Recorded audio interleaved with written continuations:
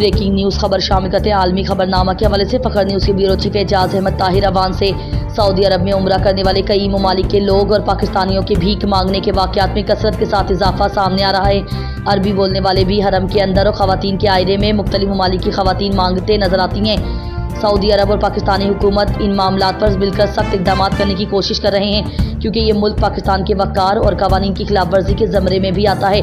पाकिस्तानी उम्रा की अदायगी के साथ साथ भीख मांगने को ज़रिया आमदन भी बना लेते हैं। वीज़ा एजेंटों के इस धंधे में मुलव्विस एजेंटों की मिलीभगत से ये सिलसिला अपने उरूज तक पहुँच चुका है और वीज़ा लगवाने की आड़ में उम्रा के लिए भारी मुआवज़ों की शराइत के साथ सऊदी अरब उम्रा की गर्ज से लेकर जाते हैं, जबकि सऊदी अरब में भीख मांगने वालों की निगरानी के लिए सख्त कवानीन मौजूद हैं, लेकिन उम्रा ज़ायरीन का बहाना बनाकर उन कवानीन से बचने की कोशिश करते हैं। सऊदी अरब में भीख मांगना गैर कानूनी है और उसके लिए सख्त सज़ाएँ हैं, जिनमें कैद, नकदी जुर्माने और मुल्क बदरी भी शामिल हैं। हुकूमत पाकिस्तान भी ऐसे वाक़यात को रोकने के लिए तमाम एयरपोर्ट्स पर सख्त इक़दाम कर रही है।